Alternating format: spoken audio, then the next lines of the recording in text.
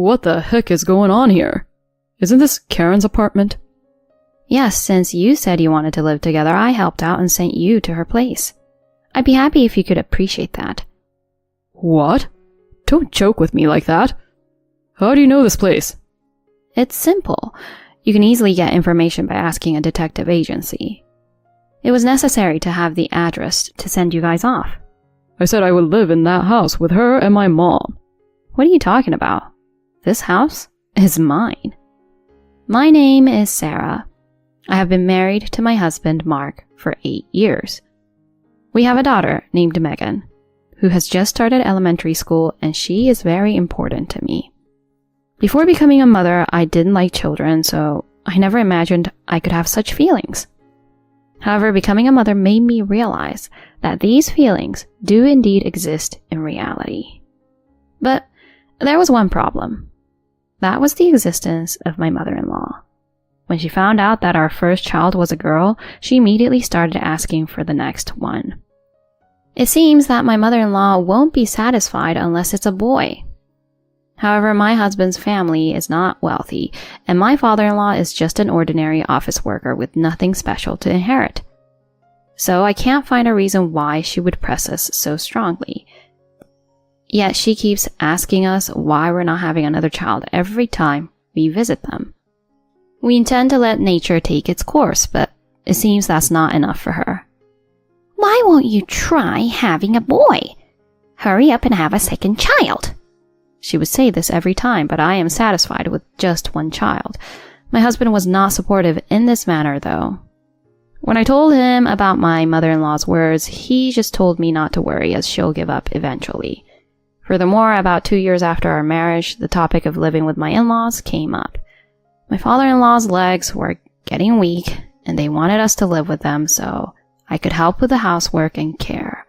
I was against living together, but my husband was very cooperative, only at a time like this. Let's help my parents. We're a family, so we should support each other and live together, don't you think?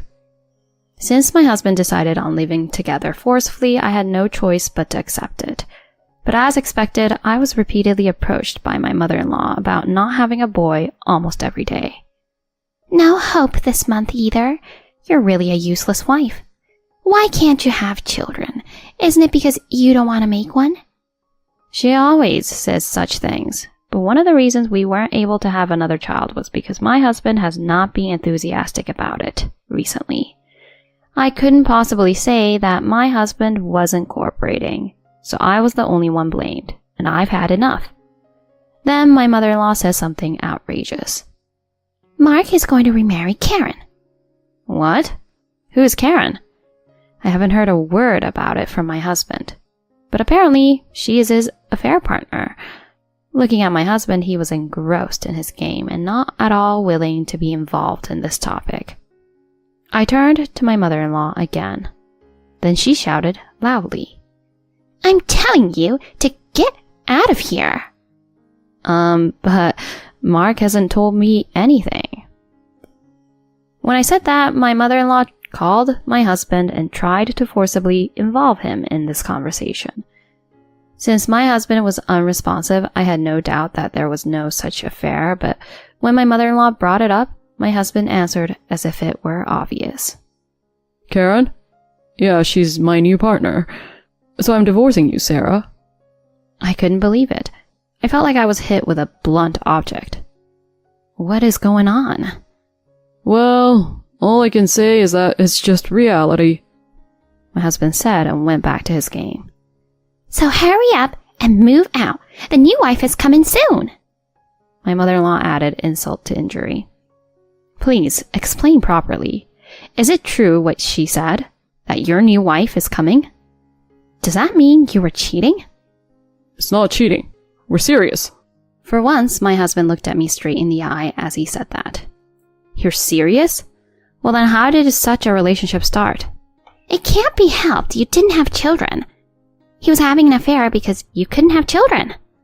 I'm asking Mark, not you. But it's true. Not able to have a boy was one of the reasons for the affair. What? That's why I've been saying have a boy. But you just said you'll leave it to nature and did nothing. That's why it ended up like this. My mother-in-law said triumphantly. Come on, sign the divorce papers now. And take them with you when you leave the house.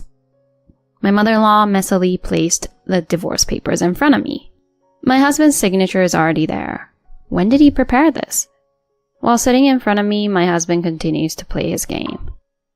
Hey, we're talking about something important and you're still playing games? It's just a short talk. It'll be over soon. We're talking about divorce, about your affair. It's just a matter of signing the divorce papers. I couldn't understand why he could think of it that lightly. Your mother kept pushing me about children, but weren't you the one who hardly tried? If you thought it was no good unless we had a boy, why were you negative about it? Oh my, blaming Mark now? You really have a bad personality. It's all your fault. And Mark wasn't interested because you're not attractive. You're too old in the first place. When I first met you, when Mark introduced you to me before marriage, you were already 30 years old. Honestly, I was worried if he could have children properly with someone so old. Then, as expected, you couldn't have children. But we have Megan, don't we? I did give birth to a child. Oh, that child doesn't count. Having a daughter is meaningless. A girl will eventually marry off. That's no use at all. Useful or not, children have their own lives. How can you say such a thing? Be quiet. You're really a cheeky wife. That's why old brides are disliked. Unbelievable. I've always followed what Mark said and kept silent to maintain peace in the house. Seeing me silent, my husband sighed. You know, I don't find your personality attractive. Even if you have complaints, you never say anything and always listen to me. That's just boring. But she's different.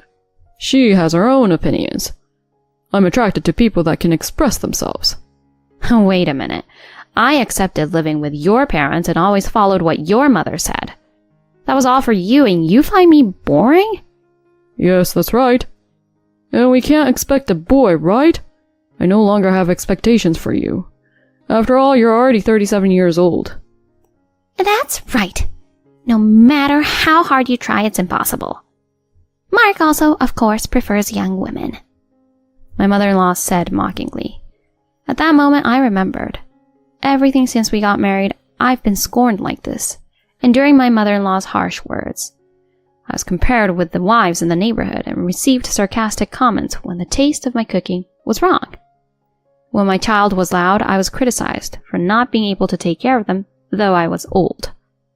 Mostly, it was me who took my father-in-law to and from the hospital.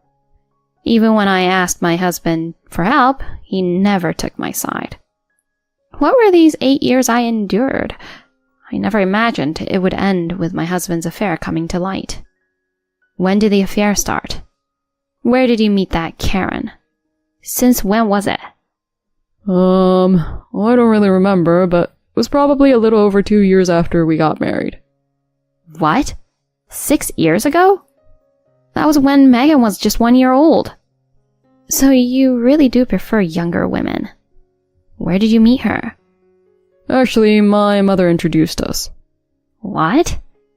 She was a girl working part-time at the cafe I always go to. I thought she was perfect for Mark and approached her myself. Does she know you're married? Yes, she does. But she said it wouldn't be a problem if we divorced. So she knew and still went ahead with the affair. How old is she? What are you going to do by knowing that? You've already lost. Just give up. No, my husband was taken by another woman. I have the right to know. Well, if you must know, she's 29 now. So she was 23 when you met? Right. She was unsuccessful at job hunting and was working part-time then. Being young and in her 20s, she can give birth to a healthy baby. Did you recommend the affair with this woman just to have her bear children? That's what I'm saying. Mark is starting a new family, so you should leave as soon as possible. Is that all you need to know? Hurry up and fill in the divorce papers. Saying that, my mother-in-law tapped the table. At that moment, my daughter, looking uneasy, caught my eye. She was standing at the entrance to the living room, watching us the whole time. My daughter is watching. It's not good to talk about such things in front of a child, so shall we discuss this another time? We don't need to. It'll be just a waste of time. Since we're at it, let's call her over. That way, we can save the trouble of explaining. After the divorce, the child must understand the situation anyway. That's going to hurt my daughter. It's okay. It's common in families these days. Parents getting divorced is normal now. Saying that, my mother-in-law laughed as if it were someone else's problem. My husband seemed uninterested in talking anymore, absorbed in his game again. Hey, how can you be so indifferent? Don't you think at all about our daughter? When I said that without even looking at me, my husband dismissively told me that he doesn't care anymore since we're separating. At that moment, I felt there was no point in staying with these people any longer. Understood. I'll sign it. Saying that, I grabbed the pen and firmly signed the divorce papers. Then I blurted, "Are you satisfied now?" as I threw the pen on the table.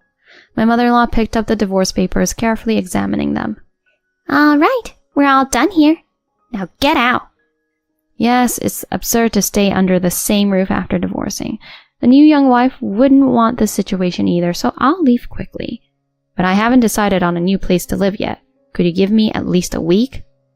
Well, there's a child involved, so I guess it won't be easy. Now that I've got your signature, I'll be generous. But make sure you leave within a week. Saying that, my mother-in-law glared at me. Ignoring her glare, I took my daughter's hand and entered the bedroom. My husband left the house, humming a cheerful tune, probably heading to meet his new wife. Following him, my mother-in-law also left the house, probably to a friend's place. And we were left in the house with my father-in-law. My father-in-law had been living in a wheelchair for about half a year, so leaving my father-in-law behind with them would be the worst thing I could do. When I went to his room, he apologized. They really are selfish, and I am sincerely sorry. No, it's not your fault. I can no longer cope with them, so I've decided to look for a facility and move there. I'm going to divorce my wife as well. I don't want to hand over my precious assets to them anymore. My father-in-law is kind, and it seems he always indulged in my mother-in-law's whims, but it seems he has reached his limit. Thus, my father-in-law and I decided to cut ties with them. I felt that I needed to be strong. I'm the only one who can protect my daughter. Thinking so, I immediately took action. Within a week, I had packed my bags and arranged for a moving truck. In front of the entrance, cardboard boxes were piled up like a mountain. My husband and mother-in-law, who had returned home after a long time, could not hide their joy upon seeing the cardboard boxes. So you're finally leaving? It's been quite a while. Well, I had a good time on a trip while you were busy. Apparently, they had been traveling with a new wife. But I didn't expect there to be so many cardboard boxes. How much stuff did you have? You're not planning to take the appliances too, are ya? As you can see, not a single home appliance is missing. Okay. Maybe it's because you need to take your daughter's belongings as well. All of this was coming out of Mark's money. It was really a waste. We spent money on things that were so useless. Even if you forget something, I won't send it. I'll dispose of everything. And that's okay. Now the house will finally become spacious. I'll finally be relieved from the suffocation. While the loading of the truck was in progress, they sat on the sofa. My mother-in-law was watching TV and my husband was engrossed in his game again, showing no sign of regretting leaving his daughter. It hurts to think that she was raised by such people. Even at the moment of an important farewell, my husband prioritizes his games. He really is the worst father. Living as such a person would twist my daughter's character. That's why I think it's good that we separated. My daughter was quietly watching me give instructions to the movers while she hugged her stuffed animal. Her face was clearly filled with unease, and her eyes were teary. Don't worry, there's nothing to be afraid of. I encouraged my daughter. With those words, I gently stroked my daughter's head. When all the luggage was loaded onto the truck, my husband and mother-in-law appeared in front of the entrance. Is everything finished? Yes, it's done. You're finally leaving. Now we can call Karen. Yes, finally. Thank you for everything. Then, can you leave now? Can you see us off to the truck? Huh? Why do I have to do such a thing? Because We've been a family for 8 years, and I thought it would be nice if you could see us off at the end. It's a farewell for my daughter, too. You're so serious at strange times. Well, as far as we're concerned, it's enough if you leave, but I guess it won't hurt to do that. Thank you. Now let's head outside. And so they agreed to my request. The two of them put on the sandals, left at the entrance, and came outside. I took my daughter's hand and headed out, giving the movers a sign. Then, sir, please get on here. The mover urged. What? Why do I need to get on? It's okay, don't worry. Ma'am, please get on here as well. Wait a minute. Why do I have to get on? Because it's necessary. You'll understand why when you get on. Wait. I don't want to. The movers and I pushed them onto the truck. Though reluctant, they finally got on the truck because it was daytime and raising their voices would attract attention from the surroundings. Mark, what is this all about? Well, I don't really understand either, but making a fuss here won't solve anything, so let's just get on and we can return later. Right, we can return later. Then, mover started the engine and the truck was off. My daughter was silent as she watched the truck leave, but I smiled at her. Let's go have a snack. When we returned inside, I seated my daughter and laid out the snacks I had prepared in advance on the table. I also placed the small cakes I'd divided among the three of us, including my father-in-law, and said, "Let's eat." While enjoying the cake, I gently explained to my daughter that her father and grandmother had moved out. My little daughter might have thought she was going to have to leave this house. She seemed surprised by the sudden change, but I reassured her. Then a smile returned to my daughter's face. About an hour, as expected, I received a call from my husband. What the heck is going on here? Isn't this Karen's apartment? Yes. Since you said you wanted to live together, I helped out and sent you to her place. I'd be happy if you could appreciate that. What? Don't joke with me like that. How do you know this place? It's simple. You can easily get information by asking a detective agency. It was necessary to have the address to send you guys off. I said I would live in that house with her and my mom. What are you talking about? This house is mine. What? That's my house. It belongs to my father now, but eventually I'm going to inherit it. Do you think your father approves of you two? What? It's inter vivos. He transferred this house to me as a gift while he's alive. Wait, hold on. What do you mean? A son who doesn't cherish his daughter-in-law and commits adultery, and a wife who introduces her son to other women to have an affair. He was sick of you two, so he transferred this house to me. I won't accept that. It doesn't matter if you accept it or not, it was your father's decision. When I said that, my father-in-law asked to speak on the phone, so I handed my phone to him. Mark? Dad, what's going on? Choosing Sarah's side over Mom and me? You must be out of your mind. You guys are out of your minds. I'm fed up with both of you. I'm cutting ties with you as your parent. Tell Mom that we're getting a divorce too. But, how are we going to live? My father-in-law then hung up the phone. Sorry I hung up. It's okay, we have nothing more to talk about. After that, they rushed to our house, but I didn't let them in. I called the police and they were taken away. Since I've already filed for divorce, we are now complete strangers. My father-in-law decided to move into a facility. As he told me I could sell the house, I sold it after that. Now my ex-husband and former mother-in-law can no longer storm into the house. Afterward, I sued my ex-husband and his new wife for compensation. I've also demanded child support from my ex-husband. Since then, my ex-husband and former mother-in-law have been staying at the new wife's house. However, the room is too small for 3 adults to live in, and it seems they're only accumulating stress. They can only pay the compensation and child support in installments, leaving them with little money each month. My former mother-in-law, having divorced my father-in-law, has no choice but to live on her pension and depend on the new wife's earnings.